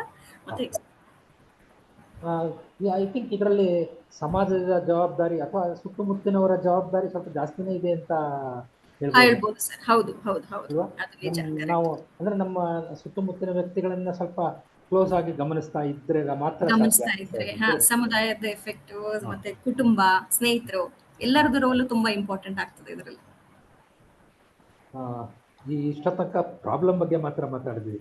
ಇವಾಗ ಸೊಲ್ಯೂಷನ್ಗೆ ಬರೋದಾದ್ರೆ ಈ ಚಿಕಿತ್ಸೆ ನೀವು ಫಸ್ಟ್ ನೀವು ಸಜೆಸ್ಟ್ ಮಾಡ್ದಂಗೆ ನಾವು ಸಮುದಾಯದವರು ಸುತ್ತಮುತ್ತ ಗಮನಿಸಿ ಅದನ್ನ ತಗೊಂಡ್ಬಂದು ಡಾಕ್ಟರ್ ಮುಂದೆ ನಿಲ್ಲಿಸ್ತೇವೆ, ಅಲ್ಲಿಗೆ ನಮ್ಮ ಕೆಲಸ ಒಂದು ಹಂತಕ್ಕೆ ಹೋಗಿತ್ತು ಅಂತ ಹೇಳ್ತೇನೆ. ಸೊ ಮುಂದಿನ ಇದು ಯಾವ್ಯಾವ ಥರ ಚಿಕಿತ್ಸೆ ಅಥವಾ ಅವ್ರಿಗೆ ಏನು ಸಪೋರ್ಟ್ ಬೇಕು ಅನ್ನೋದ್ರ ಬಗ್ಗೆ ಒಂಚೂರು ಸ್ವಲ್ಪ ಡೀಟೇಲ್ಸ್ ಬೇಕು. ಹಾಂ ಸರ್. ಸೊ ಈಗ ಒಂದ್ಸರಿ ನಮ್ಮಲ್ಲಿ ಬಂದ ಮೇಲೆ ನಾವು ಫಸ್ಟ್ ಅದನ್ನ ಡಯಾಗ್ನೋಸಿಸ್ ಕನ್ಫರ್ಮೇಷನ್ ಮಾಡ್ಕೋಬೇಕಾಗ್ತದೆ. ಅಂದ್ರೆ ಅವ್ರಿಗೆ ನಿಜವಾಗ್ಲೂ PTSD ಸಿಂಪ್ಟಮ್ಸ್ ಇದೆನಾ, ಓಕೆ, ಅಥವಾ ಬೇರೆ ಯಾವ್ದಾದ್ರು ಇದೆನಾ ಅಂತ. ಸೊ ಅವರ ರೋಗ ಲಕ್ಷಣಗಳು ನಮಗೆ ಕ್ರೈಟೀರಿಯಾ ಪ್ರಕಾರ DSM-5 ಅಥವಾ ICD-10 ಪ್ರಕಾರ ಅವ್ರು ಮೀಟ್ ಆಗ್ತಾ ಇದ್ರೆ, ಓಕೆ, ಇದಕ್ಕೆ ನಾವು ಯಾವುದೇ ಒಂದು ರೋಗ ಲಕ್ಷಣಗಳು ಈ PTSD ಅಲ್ಲಿ ಕನ್ಫರ್ಮ್ ಆಗ್ಬೇಕಂದ್ರೆ ಮಿನಿಮಮ್ 1 ಮಂತ್ ಡ್ಯೂರೇಷನ್ ಅವರಿಗೆ ಇದೆಲ್ಲ ಸಿಂಪ್ಟಮ್ಸ್ ಇರಬೇಕು, 1 ತಿಂಗಳು, ಓಕೆ. ಅಂದ್ರೆ ಘಟನೆ ನಡೆದು ಈ ಯಾವ್ದು ಇಲ್ಲೆಲ್ಲ 4 ಹೇಳಿದ್ನಲ್ಲ ಇಂಪಾರ್ಟೆಂಟು, ಆ ರೋಗ ಲಕ್ಷಣಗಳು ಮಿನಿಮಮ್ ಕಾಲಾವಧಿ 1 ತಿಂಗಳು ಅವ್ರು ಸಫರ್ ಆಗಿದ್ರೆ ದೆನ್ ಅವರಿಗೆ ನಾವು ಪೋಸ್ಟ್ ಟ್ರಾಮಾಟಿಕ್ ಸ್ಟ್ರೆಸ್ ಡಿಸಾರ್ಡರ್ ಅಂತೀವಿ, ಓಕೆ. ಸೊ ಆ ತರ ನಾವು ಡಿಸಾರ್ಡರ್ ಅಂತ ಡಯಾಗ್ನೋಸ್ ಮಾಡಿ ಆದ್ಮೇಲೆ ಅವರಿಗೆ ಕೆಲವೊಂದು ನಾವು ಟೆಸ್ಟ್ಗಳು ಮೌಲ್ಯಮಾಪನ ಮಾಡ್ಬೇಕಾಗ್ತದೆ. ಅಂದ್ರೆ ಎಷ್ಟು ಸಿವಿಯರ್ ಇದೆ ಇವರಿಗೆ, ಯಾವ ಇಂಪಾರ್ಟೆಂಟ್ ಇದರಲ್ಲಿ ಇವರಿಗೆ ಅವಾಯ್ಡೆನ್ಸ್ ಅಲ್ಲಿ ಜಾಸ್ತಿ ಇದೆನಾ, ಹೈಪರ್ ಅರೋಸಲ್ ಸಿಂಪ್ಟಮ್ಸ್ ಜಾಸ್ತಿ ಇದೆನಾ, ಡಿಪ್ರೆಸಿವ್ ಸಿಂಪ್ಟಮ್ಸ್ ಜಾಸ್ತಿ ಇದೆನಾ, ಅದನ್ನೆಲ್ಲ ನೋಡ್ಬೇಕಾಗ್ತದೆ. ಚಿಕಿತ್ಸೆ ಅಂತ ಬಂದಾಗ ಇದರಲ್ಲಿ 2 ತರದ್ದು, ಒಂದು ಫಾರ್ಮಕಾಲಜಿ, ಒಂದು ನಾನ್ ಫಾರ್ಮಕಾಲಜಿ ಅಂತ ಹೇಳ್ತೀವಿ, ಅಂದ್ರೆ therapy part, non pharmacology. So therapy ಅನ್ನೋದು ತುಂಬಾ ಇಂಪಾರ್ಟೆಂಟ್ ರೋಲ್ ಇಲ್ಲಿ ಬರ್ತದೆ PTSD ಅಲ್ಲಿ, ಯಾಕಂದ್ರೆ it is mainly to do with human psychology ಆಗಿರೋದ್ರಿಂದ so therapy plays a important role. So ಯಾವ್ಯಾವ ತರದ ಥೆರಪಿಗಳು ನಾವು ಇದರಲ್ಲಿ ನೋಡಬಹುದು ಅಂದ್ರೆ, ಒಂದು CBT, that is cognitive behavioural therapy, okay. There is one more therapy called exposure therapy ಅಂತ ಹೇಳ್ತೀವಿ ಸರ್, ಓಕೆ. ಸೊ ಇದ್ರಲ್ಲಿ ಏನ್ ಮಾಡ್ತಾರೆ ಅಂದ್ರೆ, ಈಗ ಒಂದು ಮನುಷ್ಯ ಆ ಘಟನೆಗೆ ಸಂಬಂಧಪಟ್ಟಿದ್ದ ಯಾವುದೇ ಒಂದು ವಿಷಯಗಳನ್ನ ಕೇಳಿದ ತಕ್ಷಣ ಅವನಿಗೆ ಆ ಪ್ರಚೋದನೆ ಮಾಡಿದ ತಕ್ಷಣ ಅವನಿಗೆ ಕಳವಳ, ಆತಂಕ ಇದೆಲ್ಲ ಉಂಟಾಗ್ತಾ ಇರ್ತದೆ. ಸೊ ನಾವು ಅವ್ರಿಗೆ ಏನ್ ಮಾಡ್ತೀವಿ, ಸೇಫರ್ ಎನ್ವಿರಾನ್ಮೆಂಟ್ ಅಲ್ಲಿ ಎವ್ರಿ ಟೈಮ್ ಬಂದಾಗ್ಲೂ ಅವರಿಗೆ ಪದೇ ಪದೇ ಅವರಿಗೆ ಆ ಘಟನೆ ಪ್ರಚೋದನೆ ಆಗ್ತಕ್ಕಂಥ ಕೆಲವೊಂದು ಸಿಚುವೇಶನ್ಸ್ ನ ಕ್ರಿಯೇಟ್ ಮಾಡಿ ಅವರಿಗೆ ಆಂಗ್ಸೈಟಿ ಬಂದು ಅದನ್ನ ನಾವು ಹೇಗೆ ನಿವಾರಿಸ್ಕೋಬೇಕು ಅನ್ನೋದನ್ನ ಅವರಿಗೆ ಒಂದೊಂದು ಹೇಳ್ತಾ ಹೋಗ್ತೀವಿ, ಬೇಸಿಕಲಿ ಡಿಸೆನ್ಸಿಟೈಸ್ ಮಾಡ್ತಾ ಹೋಗ್ತೀವಿ. ಸೊ ಅದೇನ ನಾವು ಪದೇ ಪದೇ ಮಾಡ್ತಾ ಇದ್ದಾಗ ನಾವು ಅದಕ್ಕೆ ಭಯ ಪಡೋ, ಗಾಬರಿ ಪಡೋ ಅಂಶ ನಮ್ ನಿಧಾನಕ್ಕೆ ನಾವು ಕಮ್ಮಿ ಆಗ್ತಾ ಬರ್ತದೆ. ಸೊ ಆ ತರ ನಾವು ಎಕ್ಸ್ಪೋಜರ್ ಥೆರಪಿ ಅಂತ ಹೇಳ್ತೀವಿ. ಸೊ ಅದನ್ನ ಫಾಲೋ ಮಾಡ್ತೀವಿ. ಸೊ ಈ ತರ ಹಂಗೆ ಇನ್ನೆರಡು ಟ್ರಾಮಾ ಫೋಕಸ್ಡ್ ಥೆರಪಿ ಅಂತಾನು ಇದೆ, ಕೆಲವೊಂದು EMDR ಅಂತ ಇದೆ, ಅಂದ್ರೆ ಐ ಮೂವ್ಮೆಂಟ್ ಡಿಸೆನ್ಸಿಟೈಸೇಷನ್ ರೀಪ್ರಾಸೆಸಿಂಗ್ ಅಂತ. So that is also one type of therapy. ಒಂಚೂರು ಹೇಳಿ, ಗೊತ್ತಿಲ್ಲ. ಸೊ ಇದು ಕೂಡ ಆಕ್ಚುಲಿ ಎಕ್ಸ್ಪೋಜರ್ ಥೆರಪಿ ತರಾನೇ. ಸೊ ಅದೇನಾಗ್ತದೆ ಅಂದ್ರೆ, ಈಗ ನಾವು ಪ್ರತಿ ಸರಿ ಅವನಿಗೆ ಈ ಘಟನೆ ನೆನಪಿಸ್ಕೊಳ್ಳುವಾಗ ಅಥವಾ ಆತಂಕ ಆಗುವಾಗ ಪದೇ ಅವರಿಗೆ to and fro eye movement ಮಾಡೋ ತರ ನಾವು ಹೇಳ್ತಾ ಇರ್ತೇವೆ. So eye movement desensitisation. ಅದು ಕೂಡ ನಾವು ಪದೇ ಪದೇ ಪದೇ ಪದೇ ಮಾಡ್ತಾ ಮಾಡ್ತಾ ಅವರಿಗೆ ಡಿಸೆನ್ಸಿಟೈಸ್ ಆಗ್ತಾ ಆಗ್ತಾ ಅವರಿಗೆ ನಾವು ಮೆಮೊರೀಸ್ ನ ರೀಪ್ರೊಸೆಸಿಂಗ್ ಮಾಡೋ ತರ ಅಂತ. So it is actually technical, ನಾನು ಸಿಂಪಲ್ ಅಲ್ಲಿ ಇಷ್ಟು ಹೇಳಬಲ್ಲೆ. ಸೊ ಈ ತರದ್ದು ಸ್ಪೆಸಿಫಿಕ್ ಥೆರಪೀಸ್ ನ ನಾವು ಅವರಿಗೆ ಸ್ಟಾರ್ಟ್ ಮಾಡ್ಬೇಕಾಗ್ತದೆ. ಅಲಾಂಗ್ ವಿತ್ ದಟ್ ಅವರಿಗೆ ಮೇಜರ್ ಮೂಡ್ ಸಿಂಪ್ಟಮ್ಸ್ ಇದ್ದಾಗ, ಆಂಗ್ಸೈಟಿ ಸಿಂಪ್ಟಮ್ಸ್ ಇದ್ದಾಗ ಈ ಖಿನ್ನತೆ ನಿವಾರಕ ಮೆಡಿಸಿನ್ಸ್ಗಳು ಅಥವಾ ಆತಂಕ ನಿವಾರಕ ಮೆಡಿಸಿನ್ಸ್ಗಳು, ನಿದ್ದೆ ಸಮಸ್ಯೆ ಇದ್ದಾಗ ಬೆನ್ಸೋಡೈಸಿಪಮ್ ನಿದ್ದೆ ಹೆಲ್ಪ್ ಆಗುವಂತ ಮೆಡಿಸಿನ್ಸ್ಗಳನ್ನ ನಾವು ಅದಕ್ಕೆ ಸಪೋರ್ಟಿವ್ ಆಗಿ ಕೊಡಬೇಕಾಗ್ತದೆ sir. It includes both therapy and pharmacotherapy. I think therapy is more important than Definitely, sir. Definitely sir. Yeah, ಈ ಥೆರಪಿ ವಿಷಯಕ್ಕೆ ಬಂದಾಗ doctor support is for a very limited period ಅಂತ ಕರಿತೀನಿ ನಾನು. Doctor cannot give support for constantly for a long time, long duration ಕರಿತೀನಿ ನಾನು. Not long period, long duration any stretch ಅಂತ. ಅದಕ್ಕೆ ಫಾರ್ ಎಕ್ಸಾಂಪಲ್ ಇದಕ್ಕೆ ಮನೆಯವರು ಸಪೋರ್ಟ್ ಕೊಡಬೇಕು ಅಂತ ಅಂದಾಗ ಏನಾದರೂ ಫಾರ್ ಎಕ್ಸಾಂಪಲ್ ಹೇಗೆ ಕೊಡ್ಬೋದು ಅನ್ನೋದು ಒಂದು, ಅದನ್ನ ಹೇಳಿ ಆಮೇಲೆ ನೆಕ್ಸ್ಟ್ ಟಾಪಿಕ್ ಹೋಗ್ತೀನಿ ನಾನು. ಸಾರಿ ಸರ್, ನಾನು ಕೇಳಿಸ್ತಿಲ್ಲ. ಹಲೋ. ಓಕೆ, ಈಗ ಇದು ಇಮೋಷನಲ್ ಸಪೋರ್ಟ್ ಅಂತ ಬಂದಾಗ ಹೌದು ಸರ್, ಹೌದು.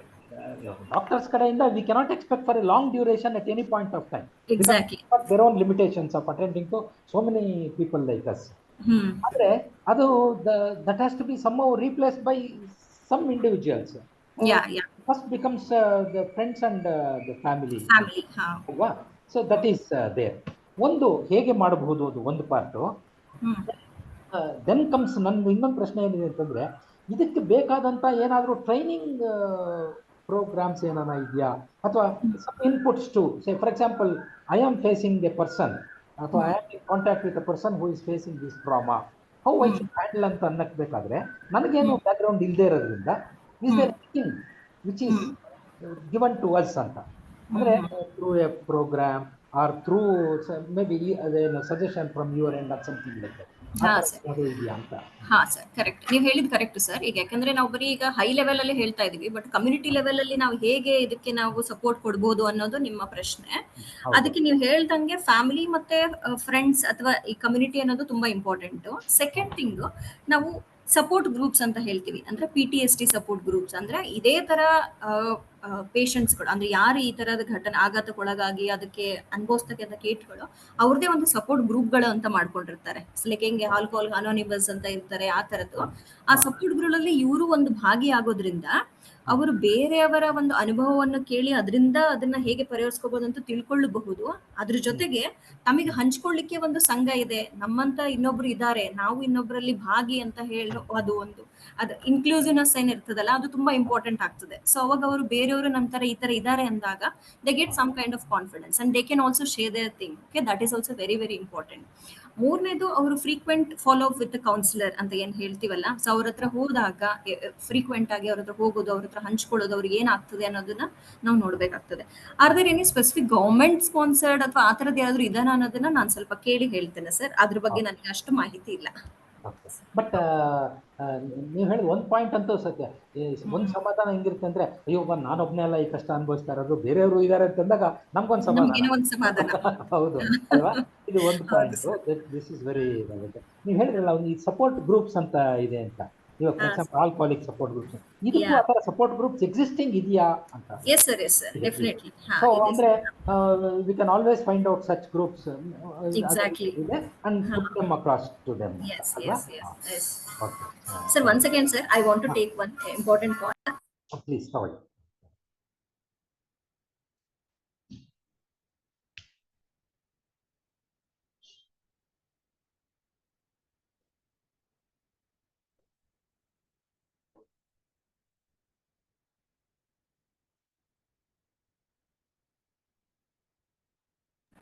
ಹಾ ಸರ್. ಓಕೆ, ನಾವೀಗ ತುಂಬಾ ಇಂಪಾರ್ಟೆಂಟ್ ಘಟ್ಟ ನಮಗೆ, ನಾವೆಲ್ಲ ಸೀನಿಯರ್ ಸಿಟಿಸನ್ಸ್, ನಿಮ್ಮ ಜೊತೆಲಿ ಇರೋರೆಲ್ಲ ನಾವು ಸೀನಿಯರ್ ಸಿಟಿಸನ್ಸ್. ಈ ಸೀನಿಯರ್ ಸಿಟಿಸನ್ಸ್ ದೃಷ್ಟಿಯಲ್ಲಿ ಆಘಾತಗಳು ಅದನ್ನ ಅವಾಯ್ಡ್ ಮಾಡಕ್ ಸಾಧ್ಯನಾ, ಅದಕ್ಕೆ ಪರಿಹಾರಗಳು ಅನ್ನೋದು ಒಂದು ದೊಡ್ಡ ಪ್ರಶ್ನೆ ನಮ್ಮ ಮುಂದೆ ಇರೋದು. ಸಾಮಾನ್ಯವಾಗಿ ಸೀನಿಯರ್ ಸಿಟಿಸನ್ಸ್ಗೆ ಏನು ಆಘಾತಗಳು ಆಗಬಹುದು ಅಂತ ಗೆಸ್ ವರ್ಕ್. ಬಟ್ ಸ್ಟಿಲ್ ನಿಮಗೆ ಬಂದ ಜನಗಳ ಅನುಭವದಿಂದ I think you can give lot of data. ಏನಾದ್ರು ಅಂತನಾ ಸರ್? ಹಾ. ಸೊ ನೀವ್ ಹೇಳ್ದಂಗೆ ಈಗ ಸೀನಿಯರ್ ಸಿಟಿಸನ್ ಅಲ್ಲಿ ಏನಾದ್ರು ಆಘಾತಗಳು ಅವರಲ್ಲಿ ಏನಾದ್ರು ಹೊಸದಾಗಿ ಆಗೋದು ಅಥವಾ ಏನಾದ್ರು ಡಿಫರೆನ್ಸ್ ಇದೆನಾ ಅಂದ್ರೆ there is very minimal sir. There is nothing like ಅಂದ್ರೆ ಸೀನಿಯರ್ ಸಿಟಿಸನ್ ಅಲ್ಲಿ ಇದು ಹೊಸದಾಗಿ ಆಗಬಹುದು ಅಥವಾ ಇದರಿಂದನೇ ಆಗೋ ಟ್ರಾಮಾ ಆಗ್ಬೋದು ಅಂತಲ್ಲ. ಬಟ್ ಒಂದು ನಾನು ಆಲ್ರೆಡಿ ಮೆನ್ಷನ್ ಮಾಡಿದ ಪ್ರಕಾರ ಸೀನಿಯರ್ ಸಿಟಿಸನ್ಸ್ ಅಲ್ಲಿ ಡಿಲೇಡ್ ಆನ್ಸೆಟ್ ಆಫ್ PTSD ಅಂತೀವಿ. ಅಂದ್ರೆ ಅವರಿಗೆ ವಯಸ್ಕರಲ್ಲಿ ಆಗಿದ ಆಘಾತಗಳು ಅವಾಗ ಅವ್ರಿಗಿರೋ ಸಪೋರ್ಟ್ ಸಿಸ್ಟಮ್ ಇಂದನೋ ಅಥವಾ ಅವ್ರಿಗಿರೋ ಬೇರೆ ರೆಸ್ಪಾನ್ಸಿಬಿಲಿಟಿಂದನೋ ಅದನ್ನ ಹೆಂಗೋ ನೆಗೆಸ್ಕೊಂಡ್ ಬಿಟ್ಟಿರ್ತಾರೆ. ಬಟ್ ಈಗ ಅವರಿಗೆ ಯಾರು ಅವ್ರ ಫ್ಯಾಮಿಲಿ ಸಪೋರ್ಟ್ ಇರುವುದಿಲ್ಲ, ಅವ್ರದ್ದು ಅಂದ್ರೆ ಸ್ಪೌಸ್ಗಳೆಲ್ಲ ತೀರು ಹೋಗಿರ್ತಾರೆ, ಯಾವುದೋ ಒಂದು ಡೆತ್ ಅಲ್ಲಿ ಇರ್ತಾರೆ, ಈಗ ಅವ್ರಿಗೆ ನಿರಾಶಕ್ತಿ ಅಥವಾ ಅವ್ರಿಗೆ ಅಷ್ಟು ಶಕ್ತಿ ಇರುವುದಿಲ್ಲ. ಈ ಟೈಮಲ್ಲಿ ಅದೇ ತರದ ಯಾವುದೋ ಒಂದು ಸಿಚುವೇಶನ್ ಎನ್ಕೌಂಟರ್ ಮಾಡಿದಾಗ ಅಥವಾ ಯಾವುದೋ ಒಂದು ಆದಾಗ ಸೊ ಆ ಘಟನೆಯ ರೋಗಲಕ್ಷಣಗಳು ಇಲ್ಲಿ ಮರುಕಳಿಸೋ ಚಾನ್ಸಸ್ ಜಾಸ್ತಿ ಇರ್ತದೆ. Just like that. ಓಕೆ, ಯಾರೋ ಡೆತ್ ಆಗಿದ್ದಾಗ ಈ ತರದ್ರಲ್ಲಿ. ಸೊ ಹಂಗಾಗಿ ಇದು ಸ್ಪೆಸಿಫಿಕ್ ಘಟನೆಗಳಂತಿಲ್ಲ, ಇದೇ ತರದ ಘಟನೆಗಳು ಯಾವುದೋ ಒಂದು ನೈಸರ್ಗಿಕ ಇದು ವಿಕೋಪ ಆಗಿರ್ಬಹುದು ಅಥವಾ ವಾರ್ ಅಂತದಾಗಿರ್ಬೋದು ಅಥವಾ ಸಿವಿಯರ್ ಆಕ್ಸಿಡೆಂಟ್ ಆಗಿರ್ಬೋದು, ಅದೇ ಘಟನೆಗಳೇ ಇಲ್ಲೂ ಆಗ್ಬೋದು. ಬಟ್ ಲೇಟ್ ಆನ್ಸೆಟ್ ಆ ಟೈಮಲ್ಲಿ ಅದರಿಂದ ಆಚೆ ಬಂದು ಆ ಟೈಮಲ್ಲಿ ಏನೂ ಅದರಿಂದ ಅಫೆಕ್ಟ್ ಆಗದೆ ಬಟ್ ಈ ಟೈಮಲ್ಲಿ ಅದರಿಂದ ಸಫರ್ ಆಗೋ ಚಾನ್ಸಸ್ ತುಂಬಾ ಜಾಸ್ತಿ ಇರ್ತದೆ. ಒಂದು ಪಾಯಿಂಟ್ಸ್. ಆಮೇಲೆ ಇನ್ನೊಂದು ಏನ್ ಹೇಳ್ಬೋದು ಅಂದ್ರೆ ಈ ಪ್ರೆಸೆಂಟೇಶನ್ ಅಂತ ಏನ್ ಹೇಳ್ತೀವಲ್ಲ. ಹಲೋ ಹಲೋ, ಏನೋ ಡಿಸ್ಟರ್ಬ್ ಆಯ್ತು ಆ ಕಡೆಯಿಂದ. ಆಯೋಣ ಅವ್ರು ಮಳೆ ಅಂತ ಹೇಳ್ತಿದ್ರು ಡಾಕ್ಟ್ರು. ಅಲ್ಲಿ ಏನೋ ಸ್ವಲ್ಪ ಟೆಕ್ನಿಕಲ್ ಇಶ್ಯೂ, ಕನೆಕ್ಷನ್ ಇಶ್ಯೂ ಇರಬೇಕು.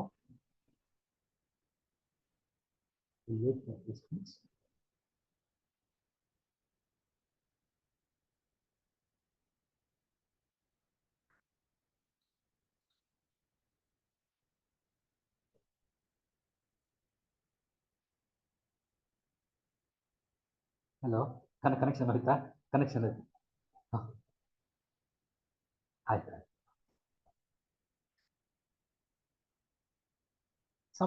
Some issue, will wait.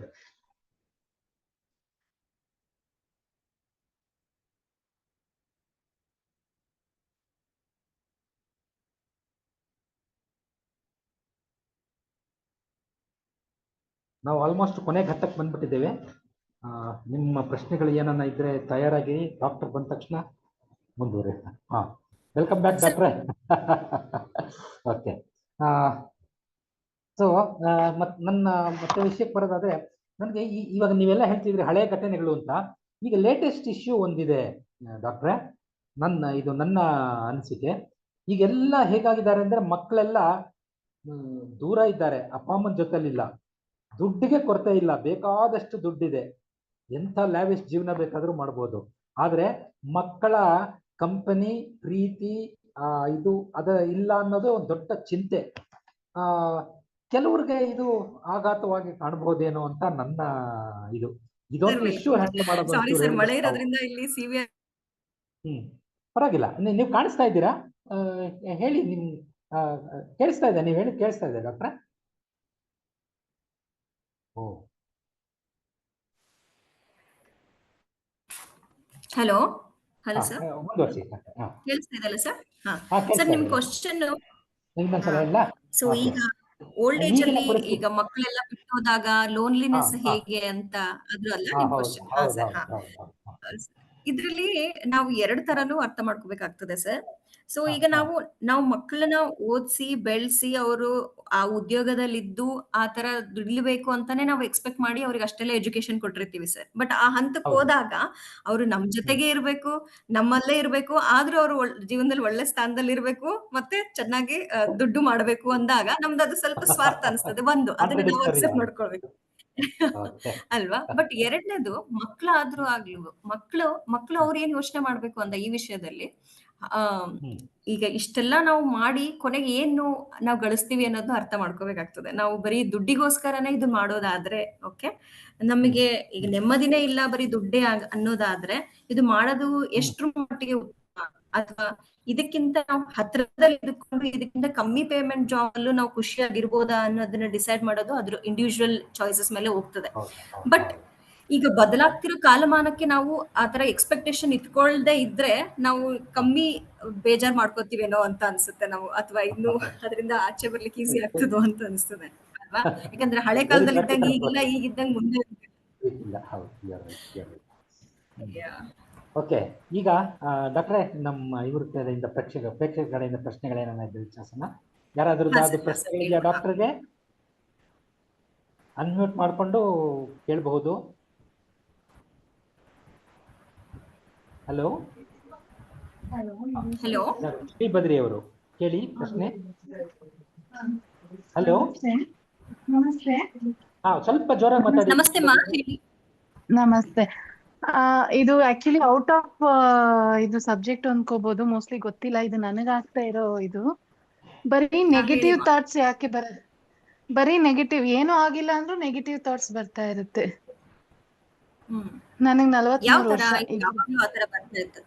ಸಾರಿ, 43 ವರ್ಷ ನನ್ಗೆ. ಹಾ, ಏನೂ ಆಗಿಲ್ಲ ಅಂದ್ರೂ ಅದೇ ಹೇಳಿದ್ರಲ್ಲ ನೀವ್ ಅವಾಗ್ಲೇ, ನಮ್ಗೂ ಆತರ ಆಗ್ಬಿಡುತ್ತೇನೋ, ನಮ್ಮನೆಗೂ ಆತರ ಆಗ್ಬಿಡುತ್ತೇನೋ. ಅದ್ ಏನೂ ಆಗಿಲ್ಲ, ಆರಾಮಾಗಿರುತ್ತೆ, ಕಾಮ್ ಆಗಿರುತ್ತೆ. ಆದ್ರೂನು ಅದಾಗದೇ ತಲೆಗ್ ಬರ್ತಾ ಇರುತ್ತೆ. ಅದು ಹೆಂಗ್ ಕಂಟ್ರೋಲ್ ಮಾಡೋದು? ಅಲ್ಲ, ತುಂಬಾ ಕಂಟ್ರೋಲ್ ಮಾಡ್ತೀನಿ, ಆದ್ರೂ ಒಂದೊಂದ್ಸತಿ ಬರುತ್ತೆ. ನಾನ್ ಸುಮ್ನೆ ಕೆಲ್ಸ ಮಾಡ್ತಿರುವಾಗ ನನಗೆ ಗೊತ್ತಿಲ್ದಿರ ಯೋಚನೆ ಮಾಡಿರಲ್ಲ. ಇದು ಒಂದೊಂದ್ಸತಿ ತುಂಬಾ ಡಿಸ್ಟರ್ಬ್ ಆಗುತ್ತೆ. ಒಂದೊಂದ್ಸತಿ ಏನು ಬರೋದೇ ಇಲ್ಲ. ನಾನು ಈ ತರ ಏನಾದ್ರು ಹಾಕೊಂಡ್ ಕೇಳೋದು ಅಥವಾ ಬೇರೆ ಏನಾದ್ರು ನೋಡ್ತಾ ಇರೋದು ಆತರ ಮಾಡ್ತಿದ್ರೆ ಅಷ್ಟಾಗಲ್ಲ. ಬಟ್ ಅಲ್ಲೇ ಏನಾದ್ರು ಆ ಸಂದರ್ಭ ನನಗೆ ಆಗ್ಬಿಟ್ರೆ ಆತರ ಎಲ್ಲ ಬರ್ತಾ ಇರುತ್ತೆ. ನೀವು ನಿಮ್ಮ ಕ್ವಶನ್ ಅಲ್ಲೇ ಒಂದು ನೀವು ಆನ್ಸರ್ ಏನ್ ಹೇಳಿದ್ರಿ ಅಂದ್ರೆ, ನಾನು ಬೇರೆ ಏನೋ ಮಾಡ್ತಾ ಇರುವಾಗ ಅಥವಾ ಯಾವ್ದ್ರಲ್ಲೋ ಎಂಗೇಜ್ ಆಗಿರುವಾಗ ನನಗೆ ಆತರ ಯೋಚನೆಗಳು ಬರಲ್ಲ ಅಂತ ಹೇಳಿದ್ರಿ ಅಲ್ವಾ? ಸೊ ಅದನ್ನೇ ನೀವು ಅದನ್ನ ಪ್ಲಸ್ ಪಾಯಿಂಟ್ ಆಗಿ ತಗೋಬೇಕು. ಸೊ ಆದಷ್ಟು ನೀವು ಎಂಗೇಜ್ಡ್ ಆಗಿರ್ಲಿಕ್ಕೆ ಪ್ರಯತ್ನ ಮಾಡ್ಬೇಕು. ಒಂದು, ಈಗ ಈ ಆತಂಕಕ್ಕೆ ಈಗ ನೆಗೆಟಿವ್ ಥಾಟ್ಸ್ ಅಂತ ಹೇಳ್ತಿರಲ್ಲ, ಇದಕ್ಕೆ ಆಂಕ್ಷಿಯಸ್ ಥಾಟ್ಸ್ ಅಂತ ಹೇಳ್ತೀವಿ. ಸೊ ಇದು ಬರೀ ಒಂದ್ ಘಟನೆ ಬಗ್ಗೆ ಅಷ್ಟೇ ನಡೀತದ ಅಥವಾ ಅದು ನಿಮ್ಗೆ ಯಾವಾಗ್ಲೂ ಕಾಡ್ತಾ ಇರ್ತದ ಅಂತ ನೋಡ್ಬೇಕಾಗತ್ತೆ ಒಂದು. ಆಮೇಲೆ ಈಗ ಕೆಲವೊಬ್ರು ಸ್ವಾಭಾವಿಕವಾಗಿನೇ ಅವರಿಗೆ ಆಂಕ್ಷಿಯಸ್ ಪರ್ಸನಾಲಿಟಿ ಟ್ರೇಟ್ಸ್ ಅಂತ ಹೇಳ್ತಾರೆ. ಅಂದ್ರೆ ಅವರು ಅಥವಾ ಅವ್ರು ಬೆಳಿತಾನೆ ಅವರಿಗೆ ಒಂದು ಪರ್ಸನಾಲಿಟಿ ಟ್ರೇಟ್ಸೇ ಆ ತರ ಇರ್ತದೆ. ಅವ್ರು ಯಾವಾಗ್ಲೂ ಸ್ವಲ್ಪ ಗಾಬರಿ ಮನುಷ್ಯರು ಅಂತ ಹೇಳ್ತೀವಿ, ಅಥವಾ ಗಾಬರಿ ಮಾಡ್ತಾ ಇರ್ತಾರೆ, ಮುಂಜಿನ ಬಗ್ಗೆ ಯೋಚನೆ ಮಾಡ್ತಿರ್ತಾರೆ, ಅವಸರ ಜಾಸ್ತಿ, ಆ ತರದವರು. ಸೊ ಅದು ನಿಮಗೆ ಪರ್ಸನಾಲಿಟಿ ಟ್ರೇಟ್ ಅಥವಾ ಇದು ಇತ್ತೀಚೆಗೆ ಹೊಸದಾಗಿ ಬಂದ ಸಮಸ್ಯೆನ ಅಂತ ನೋಡ್ಬೇಕಾಗ್ತದೆ. ಈಗ ಹೊಸದಾಗಿ ಈ ತರ ನಿಮಗೆ ಯೋಚನೆಗಳು ಬರ್ತಾ ಇದ್ದು, ಇತ್ತೀಚೆಗೆ ಇದು ಯಾವ್ದೋ ಘಟನೆ ನಡೆದ್ಮೇಲೆ ಬರ್ತಾ ಇದ್ದು, ಅಥವಾ ಏನು ಇಲ್ದೇನೆ ಈ ತರ ಸಮಸ್ಯೆ ಸ್ಟಾರ್ಟ್ ಆಗಿದ್ದು, ಇದರಿಂದ ಜೊತೆಗೆ ನಿಮಗೆ ಆಸಕ್ತಿ ಬರ್ತಾ ಇಲ್ಲ, ಕೆಲಸದಲ್ಲಿ ನಿಮಗೆ ಕಾನ್ಸಂಟ್ರೇಷನ್ ಮಾಡ್ಲಿಕ್ಕೆ ಆಗ್ತಾ ಇಲ್ಲ, ಅದ್ರ ಜೊತೆಗೆ ಸ್ವಲ್ಪ ನಿದ್ರೆನೂ ಸಮಸ್ಯೆ ಆಗ್ತಾ ಇದೆ ಅಂದಾಗ ನಾವಿದು ಆಂಗ್ಸೈಟಿ ಡಿಸಾರ್ಡರ್ ಅಥವಾ ಬೇರೆ ಏನಾದ್ರೂ ಇಶ್ಯೂನಾ ಅಂತ ನಾವು ನೋಡ್ಬೇಕಾಗ್ತದೆ. ಸೊ ಇದ್ರ ಜೊತೆಗೆ ನೀವೇನಾದ್ರೂ ಇದ್ರೆ, ಬೇರೆ ಯಾವ್ದಾದ್ರು ಅಸೋಸಿಯೇಟೆಡ್ ಸಿಂಪ್ಟಮ್ಸ್ ಇದ್ರೆ ಡೆಫಿನೆಟ್ಲಿ ನೀವು ಸ್ವಲ್ಪ ಪ್ರೊಫೆಷನಲ್ ಹೆಲ್ಪ್ ತಗೊಳ್ಳೋದು ಒಳ್ಳೇದು ಅನ್ಸುತ್ತೆ. ಇಲ್ಲ ಬರೀ ನೆಗೆಟಿವ್ ಥಾಟ್ಸ್ ಇದೆ ಅನ್ನೋದಾದ್ರೆ ಅದಕ್ಕೆ ನೀವು ಒಂದು ನಿಮ್ಮ ಮೈಂಡ್ ಅನ್ನ ಯಾವುದೇ ಒಂದು ಇಂಪಾರ್ಟೆಂಟ್ ಥಿಂಗ್ಸ್ ಅಲ್ಲಿ ಆಕ್ಯುಪೈ ಮಾಡಿಟ್ಕೊಳ್ಳೋದು, ಅಂದ್ರೆ ನೀವು ಬೇರೆ ಯಾವುದೋ ಒಂದು ಕಂಟಿನ್ಯೂಸ್ ಚಟುವಟಿಕೆಗಳನ್ನ ಮಾಡ್ತಾ ಇರೋದು. ಎರಡನೇದು ಧ್ಯಾನ, yoga, okay, meditation, physical activity, having a good lifestyle ಅನ್ನೋದು ತುಂಬಾ ಇಂಪಾರ್ಟೆಂಟ್ ರೋಲ್ ಪ್ಲೇ ಮಾಡುತ್ತೆ. ಓಕೆನಮ್ಮ? ಮತ್ತೆ ಏನ್ ಗೊತ್ತಾ ಮೇಡಮ್, ಏನಂದ್ರೆ ಹಲೋ ಹೇಳಿ. ಹಲೋ, ಹೇಳಿ. ಹಲೋ ಬದ್ರಿ ಅವರಲ್ಲ? ಹಾ, ಹೇಳಿ ಅಮ್ಮ. ಹಲೋ ಹೇಳಿ ಬದ್ರಿ ಅವರೇ. ಮತ್ತೇನಂದ್ರೆ ಹಲೋ, ಬೆಳಗ್ಗೆ ಎದ್ದ ತಕ್ಷಣ ಸ್ಟಾರ್ಟ್ ಎಷ್ಟೋ ದೂರದ್ದು, ಇವಾಗಿಂದಲ್ಲ, ತುಂಬಾ ಅಂದ್ರೆ ಹೇಳ್ತಾರಲ್ಲ, ನೆಗೆಟಿವ್ ಅನ್ನಲ್ಲೇ ತುಂಬಾ ಮುಂದಾಲೋಚನೆ ಆಗಿ ಬರುತ್ತೆ.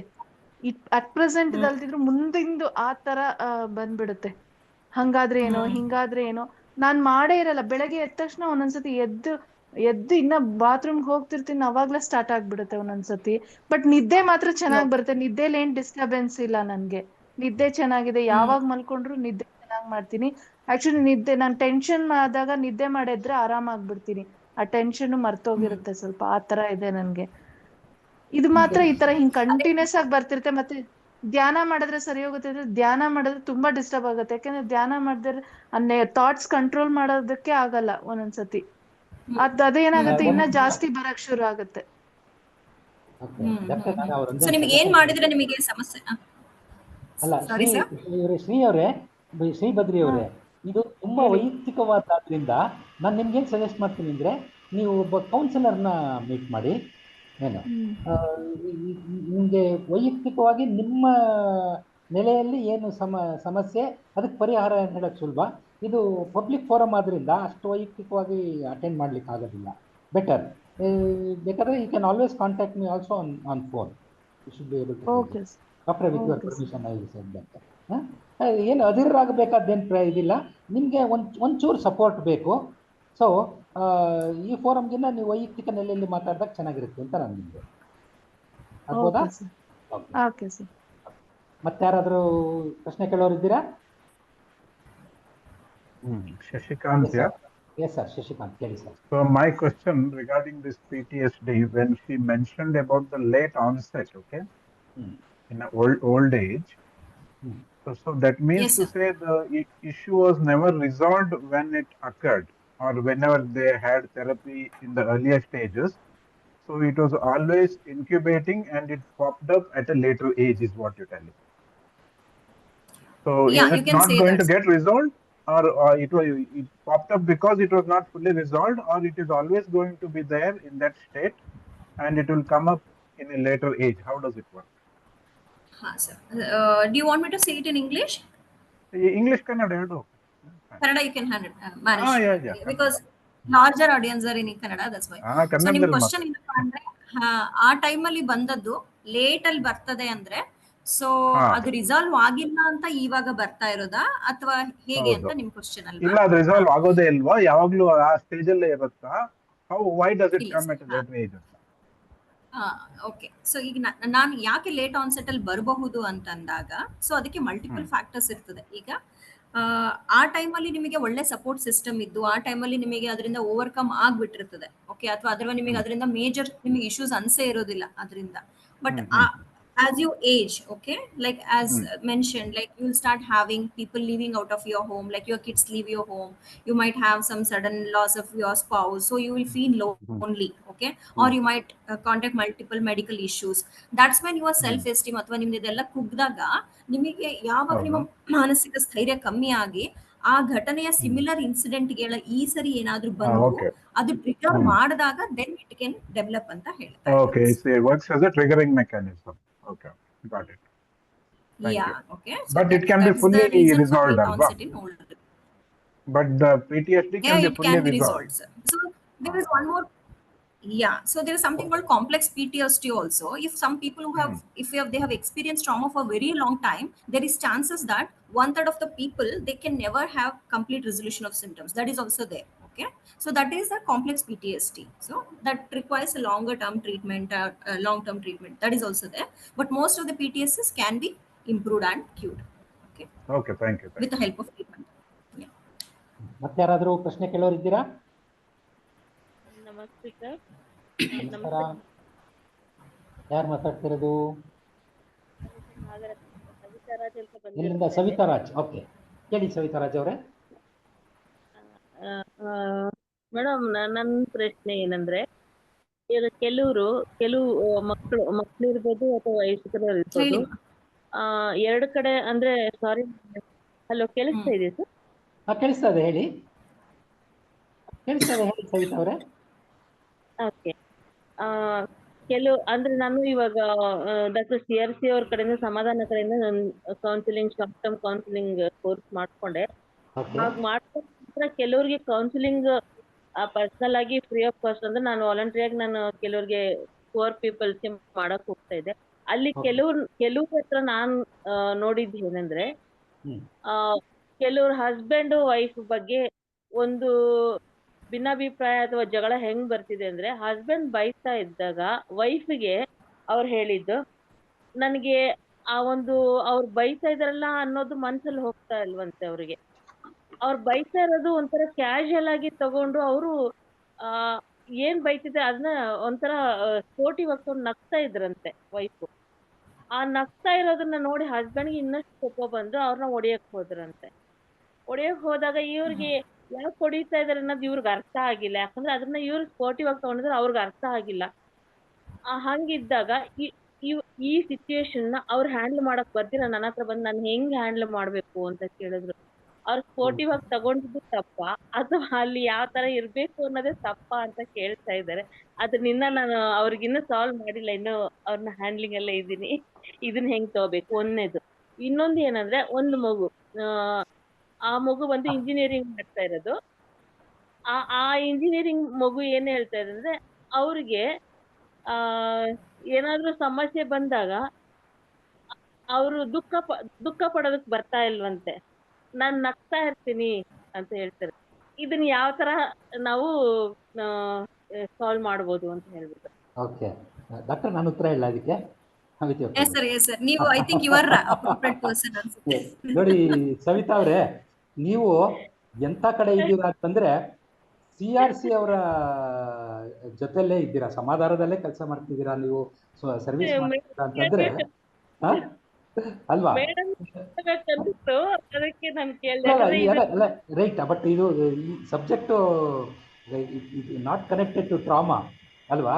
ಅದಕ್ಕೆ ನಾನು ಏನು ಸಜೆಸ್ಟ್ ಮಾಡ್ತೀನಿ ನಿಮಗೆ ಅಂತಂದ್ರೆ, ನಾನು CRC ಅವರ ಶಿಷ್ಯನೇ, ಗೊತ್ತಾಯ್ತಾ?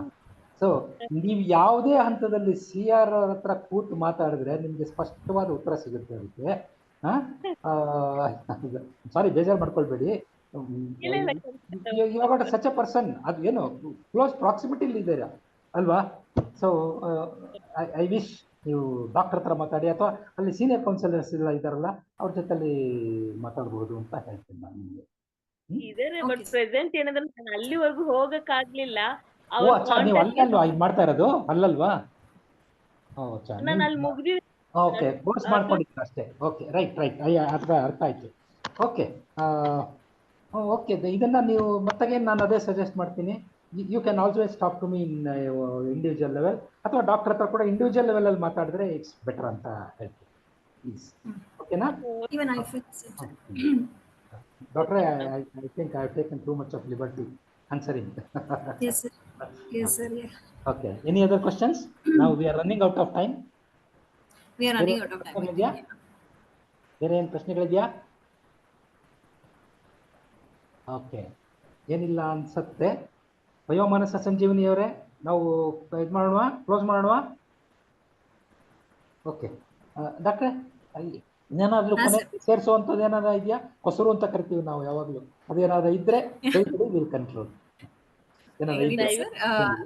ಸ್ಪೆಷಲ್ ಆಗಿ ಏನು ಇಲ್ಲ, ಬಟ್ ಒಂದ್ ಹೇಳಲಿಕ್ಕೆ ಏನು ಇಷ್ಟಪಡ್ತೇನೆ ಅಂದ್ರೆ, ಅದೇ ಓಲ್ಡ್ ಏಜ್ ಅಲ್ಲಿ age is not a reason for not healing your traumas ಅಂತ ಹೇಳ್ತಾ, ಅಂದ್ರೆ you can always reach out for help whatever may be ಅಂತ ಹೇಳ್ತಾ, we can conclude this.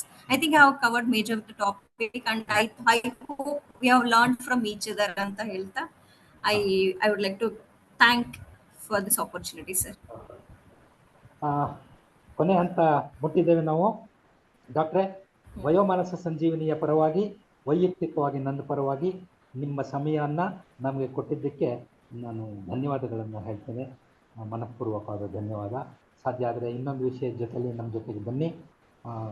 Of course ನಮ್ಮ ಜೊತೆಲಿರೋ ಎಲ್ಲ ಪ್ರೇಕ್ಷಕರಿಗೆ, ಕೇಳುಗರಿಗೆ ನಾನು ಥ್ಯಾಂಕ್ಸ್ ಹೇಳ್ತೀನಿ. ವಯೋಮಾನಸ ಸಂಜೀವನಿಯ ಕಾರ್ಯಕ್ರಮದಿಂದ ಇಲ್ಲಿಂದ ಹೊರಡೋಣ ಅಂತ ಹೇಳೋಣ. ನಮಸ್ಕಾರ. Thank you. ಧನ್ಯವಾದಗಳು sir. Thank you so much sir. Thank you so much. S